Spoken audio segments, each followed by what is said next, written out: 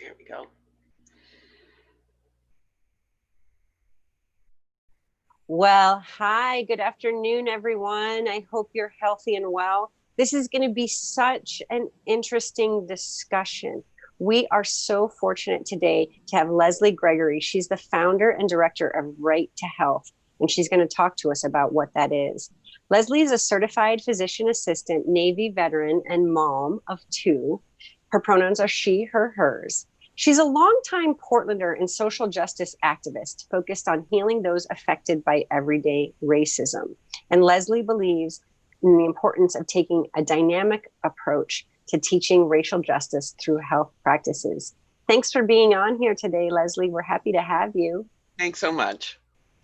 For those of you watching the live stream, I want to shout out Sima Space for helping us with captions today. Sima Space is an innovative Portland-based nonprofit with the mission of making arts and cultural events accessible and inclusive to the deaf and hard of hearing. And I'm very happy to support them and very happy for their help in making this live stream accessible. So thank you, Sima Space, and to our captioner, Julian. Speaking of inclusion, we want you to be a part of this conversation. If you're watching live, please feel free to join by commenting on this video. Your comments will come straight to the team and they'll incorporate them into the conversation the best that we're able and as time allows. If you're watching later or listening to the podcast, you can also email us at ourportland@sarah2020.com. And now, Leslie, I ran into you at a protest. I think it was just about a week ago, and you still had your scrubs on, I think, and you were in an ACLU. Were you a legal observer there, or you had a vest on, a blue vest? It was a peace team.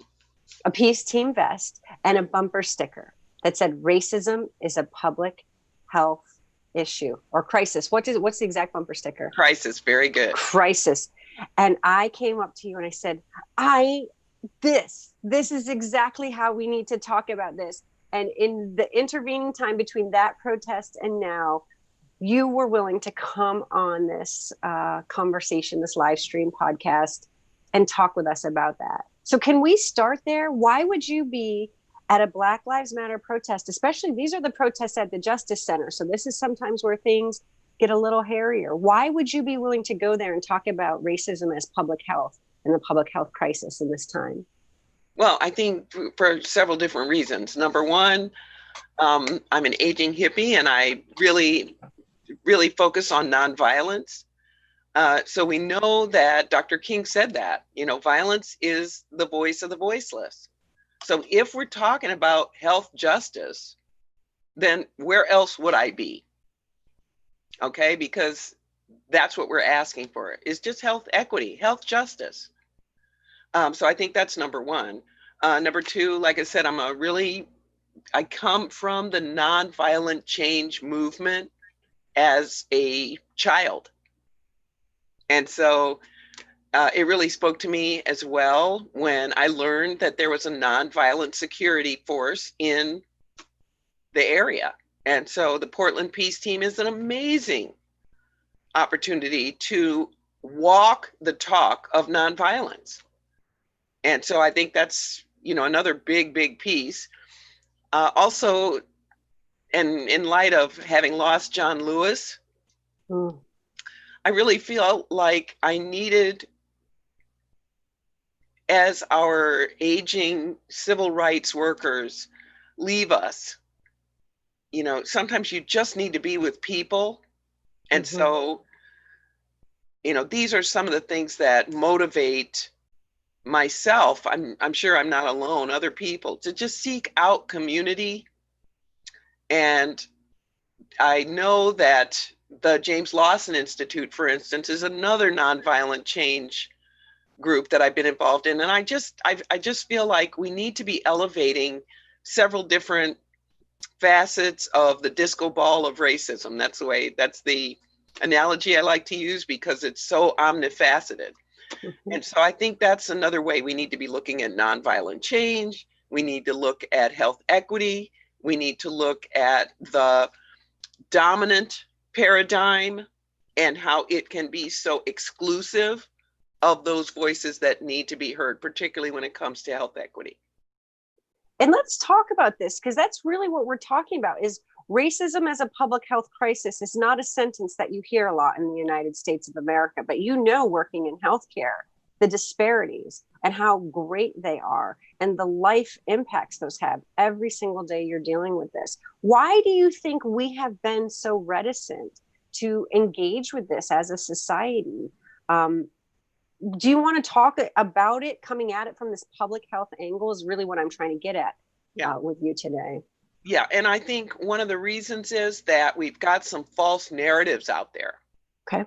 And just like other public health risks, once CDC acknowledges it, as the nation's primary care provider, as the nation's ultimate sort of authority around health, they have a unique authority to dispel some of these false narratives. And I think that's one of the reasons why theirs needs to be that first step. So if we look at previous crises, for instance, I think HIV is a great example. Before that narrative was changed, before CDC took it on as an active issue, we had a huge false narrative, right? It's about gay people. It's about promiscuity and bad behavior and, this sort of misperception.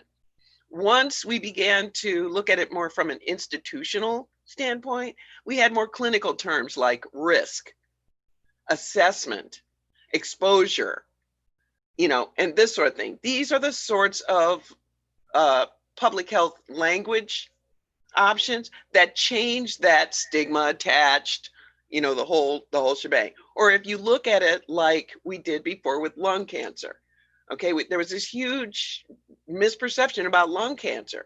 But once we dialed it back and started talking about exposure, we realized smoking is the underlying issue that we need to address. And so once we did that, we got a campaign against smoking, lung cancer deaths have dropped, amazingly. So these are some of the things that we know that public health campaigns have been able to do a great deal more than just this sort of, oh, gee, isn't it awful? Lung cancer is a problem. And I'm looking here at your petition, in which we will put in the podcast notes, in which we can maybe drop into the comments. But the title of it is Racism Meets Criteria for Threat to Public Health. And what you're asking for here, you have nearly 15,000 signatures, and you ask, we want the CDC and the NIH to admit that racism is the true public health target impacting outcomes for all Americans, cure the infection and not just the fever. And this is something that's so critical. Every single person in our country needs to treat racism as all of our problem, the same way that we treat, right, breast cancer, lung cancer, HIV, as all of our problem. Exactly. This is such an important policy framework. So someone like me who's running for public office at a city level, when we're talking about that, we don't have discussions in City Hall about public health. No, exactly. And yet, but go ahead. You do also have that mandate to start talking about budget. Right. Okay. And so that is exactly the piece that I think that disco ball really comes into focus when you start thinking about the fact that not only is racism affecting every facet of that disco ball, right? But we know the facet having to do with finance directly relates to health. And that's about it. I mean, we're not asking you as a politician to come into the exam room. And when we think about the fact that, for instance, several years ago, or I think probably 2 years ago, Multnomah County declared it an issue. Racism is a public health issue, which, that's backpedaling.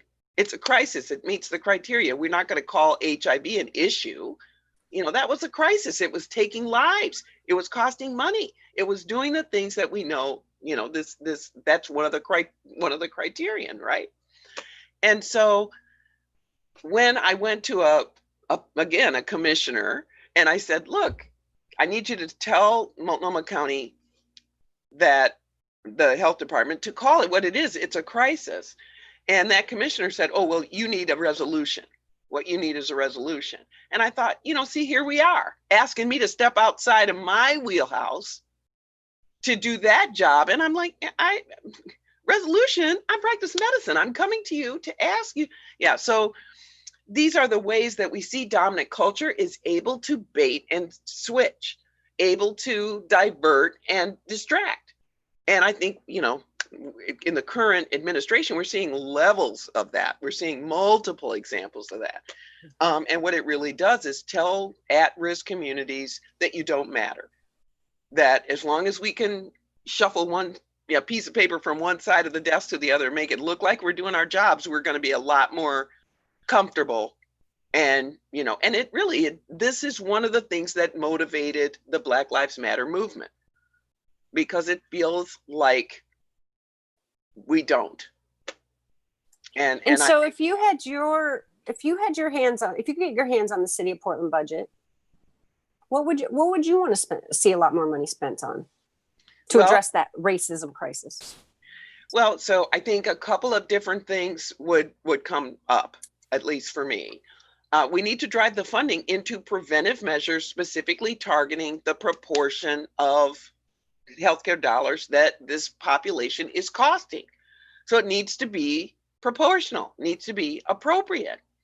I think the other piece that would be great in terms of funding, we have specific, for instance, my nonprofit, that are targeting these at-risk populations. And so I think a big part of the budget could go to that. The other thing I think we need to look at, though, is, what's right. We have so many incredibly wealthy individuals in this area who have disproportionately benefited from the status quo. And so I don't think that it would be inappropriate to go to those entities and say, this is, the disproportionate benefit you've had can be shared into the disproportionate risk population. So let's start driving some of these huge profits back into the communities impacted by them. So I think that's another part of what I would look at. But I have to say, I'm not a budget person. I'm in the trenches.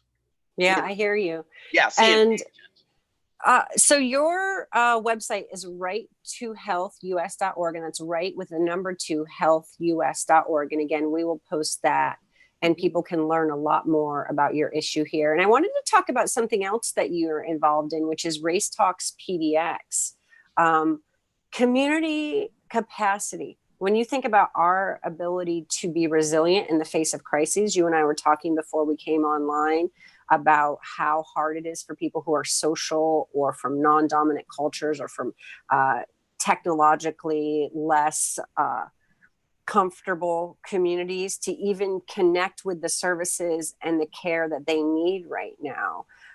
Education is a huge part of capacity building. Talk to us about Race Talks PDX and what we're accomplishing on that front in terms of the goals for that and your involvement and why that's important to you.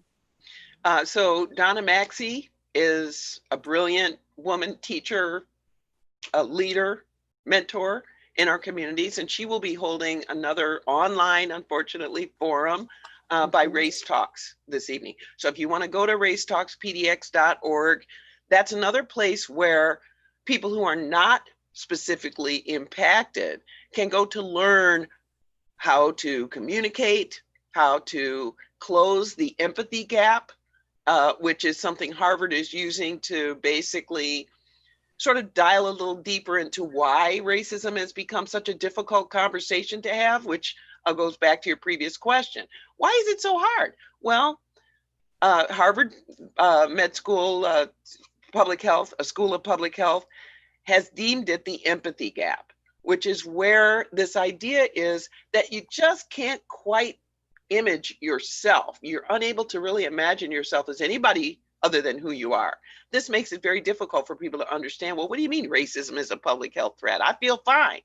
Well, imagine what it might feel like to walk down the streets as in a brown skin, right? Isn't that the only thing that really identifies you from far enough away to threaten the health of someone else is this, very apparent skin color, right? And personally, I'm beginning to think that colorism is a better word than racism, because again, we've got to make these, something else that CDC could be very effective at would be to change the verbiage around how we discuss this difference. There is one race on this planet. So when you use words like racism, you are really reinforcing a misnomer that again is going to make this whole sort of, oh, the brain hears these words and feeds back in accordance. And it's like, you know what? No, there's one race.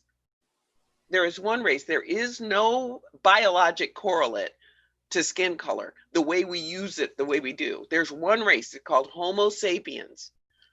And so I think, you know, these are the kinds of sort of self-talk, inappropriate self-talk that we use. So I just kind of wanted to put that in there because that's very important. But race talk is a great way for all people to learn to communicate with each other. And it used to be held on Tuesdays at the McMenamins. And that was such a wonderful place because people sat at circular tables, able to reach out, exchange cards. You know, there was a drawing. You win a free coffee with somebody that doesn't look like you. People were able to collaborate, sit around and, you know, share food, which is another amazing tradition. These are the things that bind, right? These are the things that lower barriers. Whereas the whole online thing, it kind of feels like it increases barriers a little bit to some people. Oh, it certainly does. Yeah. I'm just going to give folks how they can find that again. If you're watching this on the 23rd of July, you can go to racetalkspdx.com, and that's going to be at 7 p.m. tonight. It's called Protecting Your Mental Health in the Times of COVID and Racial Upliftment with Dr. Shay Lott, assistant professor at OHSU. So that's going to be amazing. Thanks for putting that on everyone's radar. We appreciate all the work that you do. I appreciated running into you at that protest. You uplifted me, and getting to talk to you this week has been a highlight. I want to know how Portlanders can support you in your work. So what can we do? As you said, I'm not the budget person, I'm the healthcare provider. So what can we make it easier for you to do the work that you're doing in the world and keep you supported? Well, I appreciate that very much. There are simple ways that won't cost people anything, but please, you know, think about funders that you know. There's a lot of privilege in Portland. So if you know anybody who's wealthy, who's, you know, that would be great because we are a 501c3. It is a good write-off, et cetera. That's one thing. Number two, if you are if everybody's on lockdown now and having to order. So if you go to Amazon, instead of doing Amazon, you can go to Amazon Smile, and that is their charitable arm. So if you go to Amazon Smile and purchase instead of just on the regular site, but go to, I think it's smile.amazon or something like that. And there you can find it quite easily. If you sign up for that, then when you make purchases, particularly those revolving purchases, right? The ones that you do every month to come out, and choose Right to Health Inc., INC, then everything you buy, just a tiny little bit will go to Right to Health. And that doesn't cost you anything. And again, Amazon has a lot of privilege, a lot of profit. So that's another way. Certainly, everybody's on lockdown now. So you can sign the petition, which is at moveon.org, and it's right. You can just take a look. Racism is a public health. You can go there and you can sign it, and then share it out to all these other platforms that people are just going to be sitting on their butt going, oh my God, how terrible is all this? You can do something. And write on the petition, you can say, what does this mean to you? I'm signing because. And I think other people who come to the site will then be encouraged to say, wow, you know, maybe people do care about this. Maybe people do care about me. And that's another action step that connects us as humans to see there are people who care. So that's another way that you can do that. Again, we are a 501c3. So if you want to set up a revolving donation, a little bit every month, a little bit, these are the things that can also go to a long way to helping to sustain the protocol that I'm putting through. And again, that's another thing I wanted to just briefly mention. We are not just a fundraising, an awareness building, a nonprofit. I actually have a protocol to address racism the etiology, the underlying aspect, where we can go out and actually study the effect of racism, not just health disparities, not just the sort of superficial stuff that sounds a little safer, a little easier for public health to address, but the actual impact of racism itself on the body of all Americans, not just people of color, not just those who have guilt around it, right? Right. And so what we're trying to do is raise funding for that. And it involves, quite a bit of background work, infrastructure, the kind of things that CDC should be doing if they would do their job. And so because they're the institution, they don't have to raise money. We fund them, don't we? That's not true of nonprofits. So we need funding. We need sustained revolving funding. We need kind of privilege that CDC has and refuses to yield to communities of color. Well, I am grateful to you and your work. I hope some people watching today and who are listening on the podcast look at your website. We will provide all of those links to viewers and to listeners. They'll be in the podcast notes so they can follow up with you and make sure that you get resourced as best they're able to help. And thank you for your good work. This conversation is such an important one. This is just the beginning, I think, for many people in Portland, for them to begin to understand how we change, how we talk about these things influences how we'll think about them, how we'll respond through policy, and ultimately how we allocate our resources toward keeping Portlanders healthy. Because if we can address racism effectively, all of Portland will be a healthier place. Right. And the United States, I just want to say, that's another thing that's important.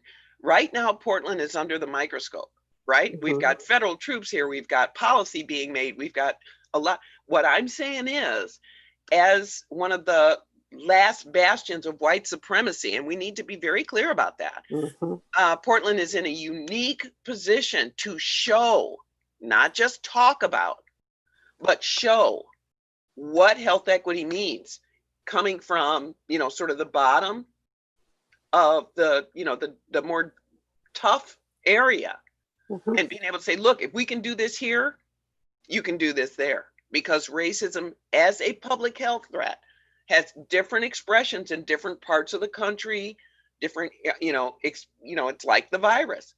And I think that's an excellent point. I thank you so much for raising that, because it's absolutely true. We can be an example, not just a sort of laughing stock. I kind of hate to say it, but right now, all eyes are on us. Let's rise as Portland. Let's show, let's exemplify the things that we purport to believe. And then when people look at us and they say, wow, Portland really tackled racism head on and they're prospering because of it. And look, it's saving them money and their people have better lives. And I actually think it's something to which we should aspire directly and not as a side effect, but go straight at it and just really put everything behind it. So thank you so much for your work. Thanks for educating me and our listeners and viewers. And we wish you the best. Stay healthy. And we do hope you stay connected during COVID. I know it's hard, but here's some good community hugs to you from afar. Okay. Back at you. Thank you so much, Sarah. All right. Take care. Bye-bye. You too. Bye-bye, everybody.